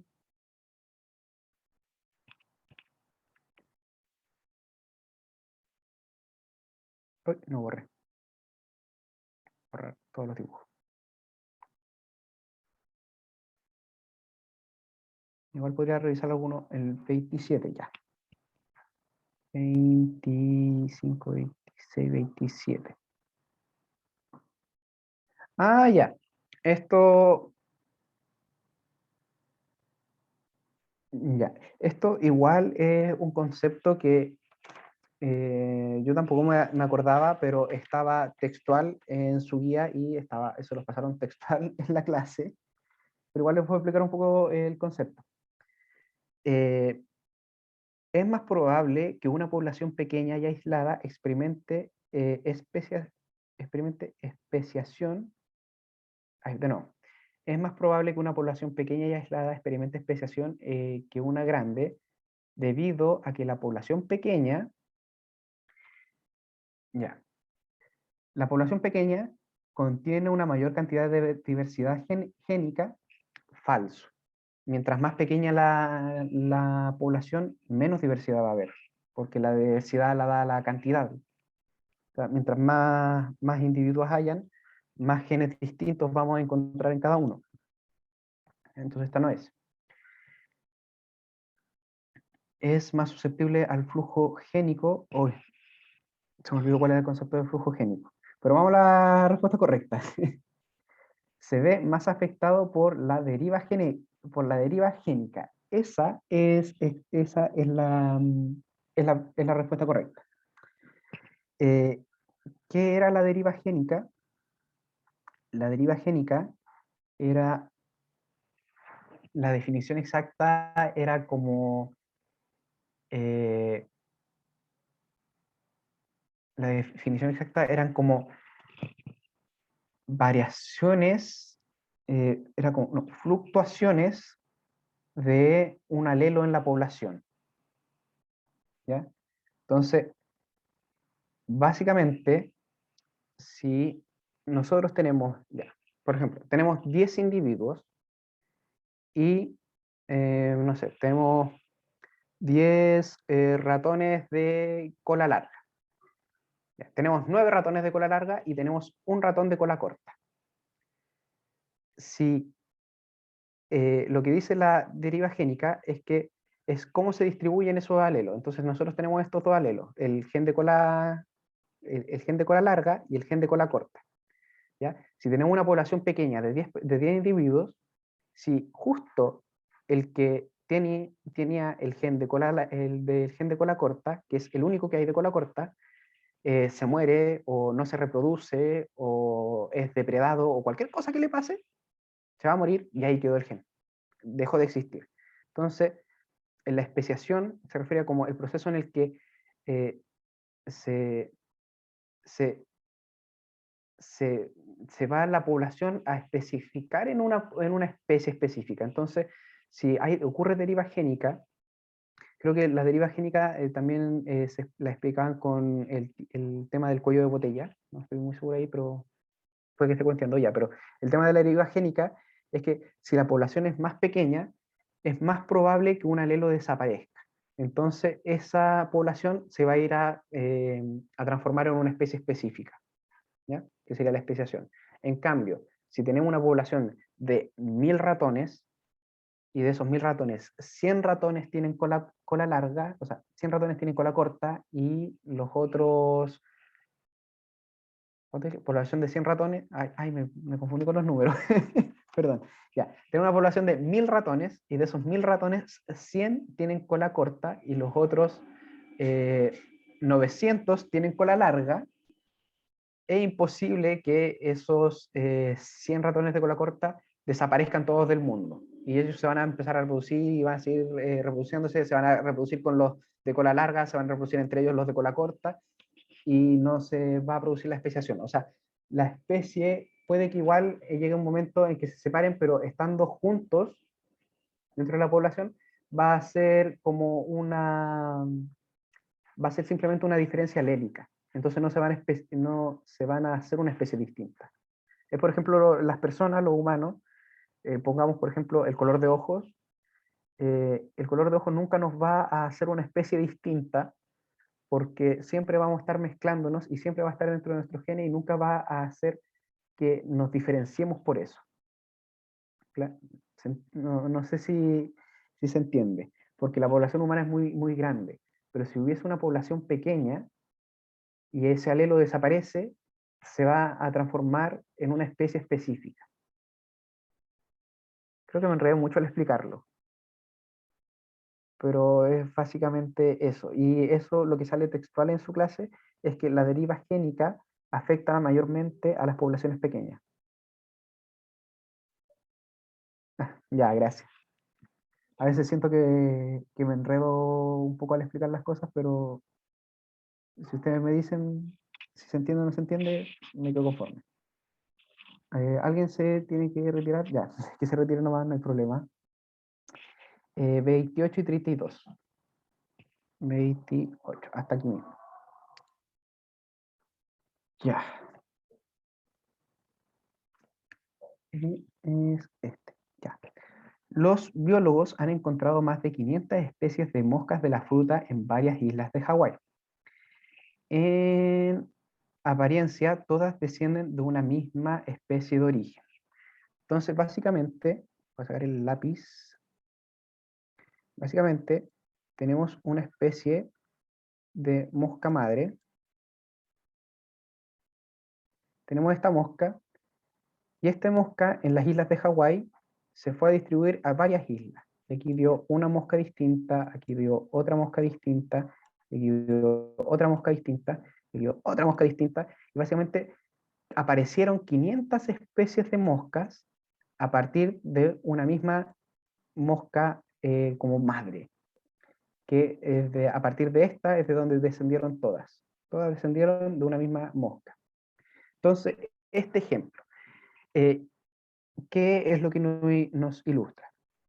Entonces, básicamente, yo lo primero que hice aquí en esta alternativa fue descartar varias cosas. Por ejemplo, poliploidía se descarta, es un concepto de genética que nada que ver con evolución y selección natural, nada que ver. Error meiótico, nos llevaría a una mutación. Y aquí no estamos hablando de mutaciones, no estamos hablando de cromosomas, no estamos hablando de eso. Defecto por hibridación, esto tampoco tiene nada que ver. ¿Aló? ¿Me escuchan bien? Me sale que la conexión a internet es inestable. Se escucha bien, ya, perfecto. Sigo nomás entonces.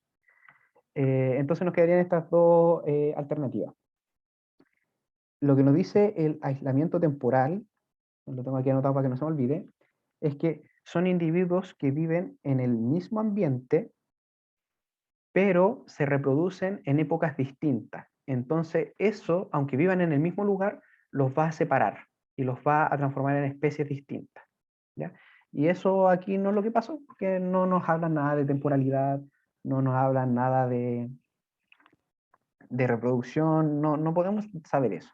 Lo único que nos dicen es que en las islas de Hawái, de una salieron varias. Y eso es justamente la definición de radiación adaptativa, que básicamente es también lo que describió Darwin con sus pinzones, que dependiendo de a dónde esta mosca se iba a vivir en cada isla, se adaptaba a ese ecosistema y se iba a especiar, no sé, se iba a transformar en una especie dependiendo de dónde está.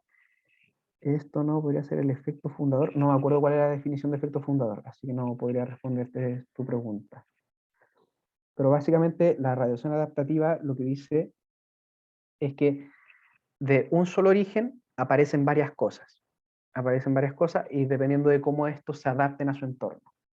¿Ya? Entonces, de esta sola mosca se empezó a salir varias mosquitas chiquititas que transformaron en sus propias especies dependiendo de a dónde se adaptaron. Esa es la definición de radiación adaptativa. Ya, para lo del efecto fundador, yo de verdad no me acuerdo. Soy pésimo acordándome de las cosas por nombre. Así que podrías ir buscarlo en Google o mandar un correo. Igual, cuando yo tengo dudas con los nombres de las cosas, lo busco en internet y está súper claro. Salía en la deriva génica.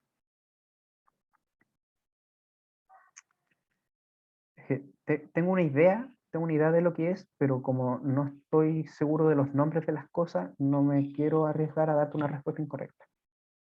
¿Eh?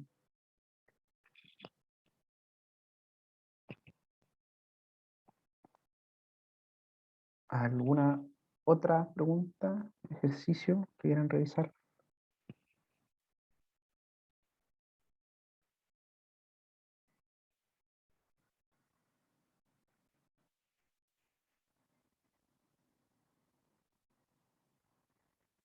La 32. Ya. Los dibujos. Y aprovechando que estamos aquí mismo, voy a revisar la 29.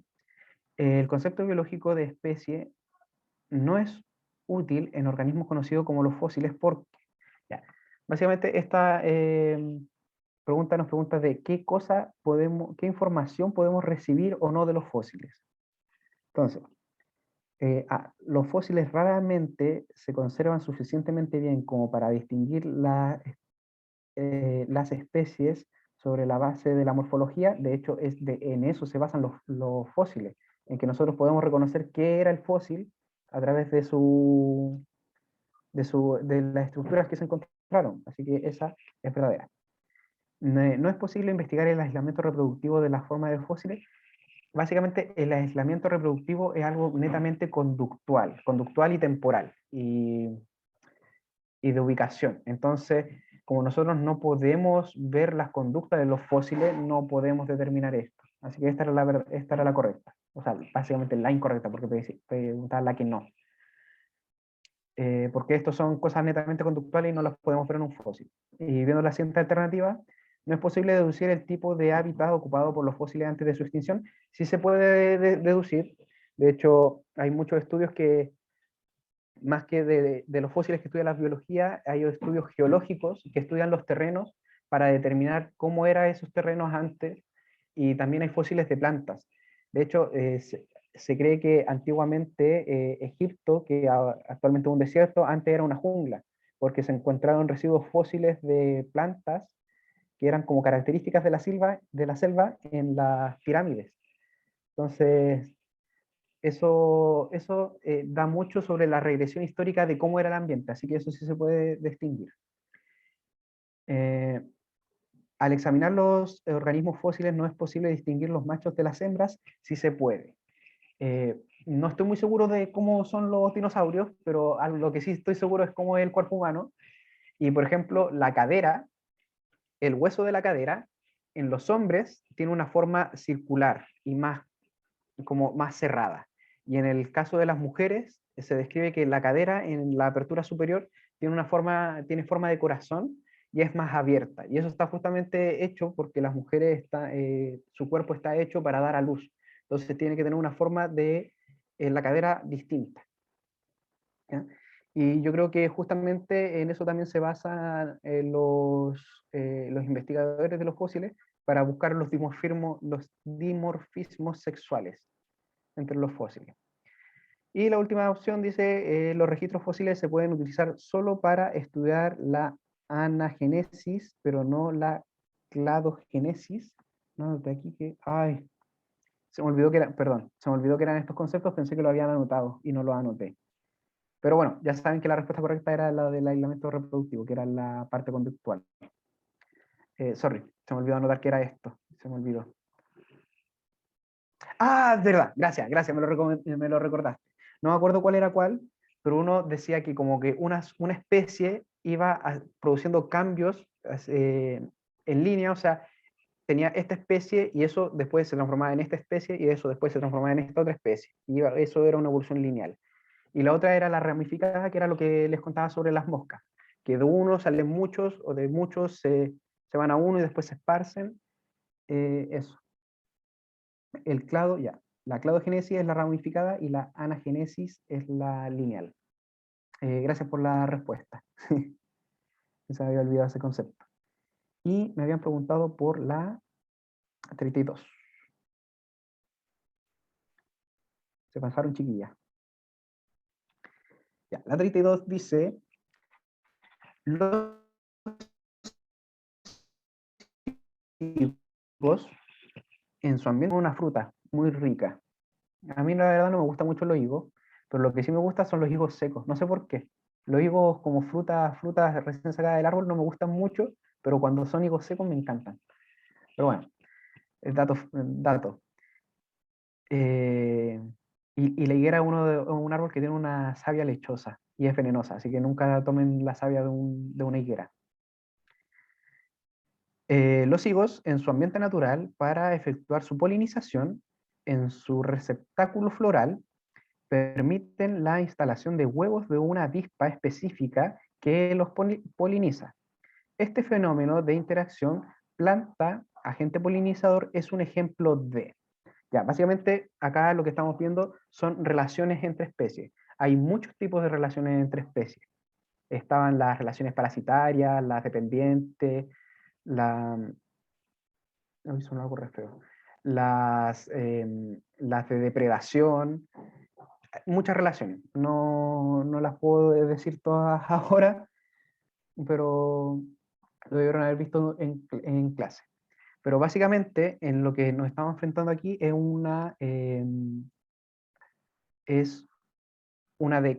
relación de coevolución. ¿Y por qué es una coevolución? Porque ambos individuos se ven beneficiados del otro y se vuelven como, en cierta manera, se vuelven como dependientes el uno del otro para poder existir, básicamente. Porque la higuera, para poder reproducirse, necesita de la ayuda de la avispa. Y la avispa para poner sus huevos necesita de la ayuda de la higuera. Entonces necesitan estar juntas para poder progresar. Entonces evolucionaron de cierta manera de que sí o sí van a necesitarse. Y eso se le llama coevolución. ¿Ya? Y bueno, de estos otros conceptos ya lo hemos conversado durante la clase. Radiación adaptativa, nada que ver, era lo de la mosca. Evolución divergente, creo que también era lo de la mosca. Selección natural, nada que ver, es como de una sola especie, ver cuál es el alolo que predomina más y se selecciona. Y adaptación, se podía haber confundido esta pregunta tal vez un poco con la adaptación de que la avispa se adaptó a vivir con la higuera y la higuera se adaptó a vivir con la avispa, pero eso va, la adaptación es como un concepto muy general y lo más específico aquí era que ambas se coevolucionaron juntas. ¿Ya? Por eso la respuesta correcta era coevolución.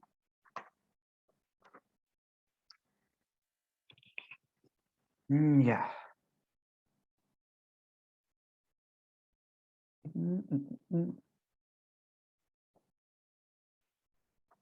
Y aprovechando aquí para ver una facilita, la domesticación de animales es un ejemplo de selección artificial. El, el ser humano ha hecho una selección artificial tremenda, a tal punto de que un perro o un gato es difícil que puedan sobrevivir en la naturaleza porque están muy adaptados y muy dependientes del ser humano. Y lo mismo que les contaba de las razas de perros, que cruzaron un perro con este otro perro y empezaron a crear razas de perros. Justamente eso es la selección artificial y justamente de ahí salieron abominaciones como los pugs, que los pugs son animales que jamás debieron haber existido en la vida porque básicamente no respiran y eso aparecieron netamente por selección artificial hecha por el hombre. Y sí, los pugs eran muy lindos y todo, pero son una aberración de la naturaleza. Y deberíamos hacerle el favor de no dejarlo de existir, porque de verdad sufren al no poder respirar. Y ya, y aprovechando que estamos aquí también, otra preguntita facilita, la 35. Estas son pirámides de población. Nos preguntan cuál es la que está estable, y básicamente la que está estable es la que está estable, esta de acá, que va como en línea recta. Esta pirámide de acá es una pirámide en crecimiento, básicamente la población más vieja está arriba, la población más joven está abajo. Entonces la pirámide 1 es una población donde al haber más población joven, va a haber siempre más población joven, entonces va en crecimiento. Y la población 2 es una población que va, es una población envejecida y que va en decrecimiento, que básicamente hay mucha población vieja y poca población joven. Entonces, la población vieja termina siendo más una carga y la población joven no son capaces de dar abasto a la cantidad de individuos que necesitan para su progenie y esto tiende a la extinción. ¿Ya? Con concepto. Entonces aquí era solo 3. Ya, y eso yo creo que alcanzamos a revisar estas preguntas, vimos las más complicadas y ya estamos en la hora de estar terminando. Así que yo creo que deberíamos dejarlo hasta aquí. A menos que alguien tenga otra pregunta.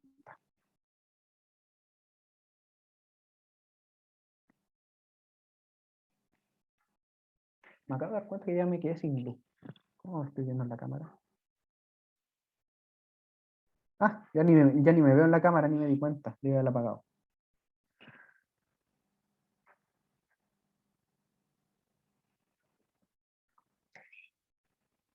Ya, pues.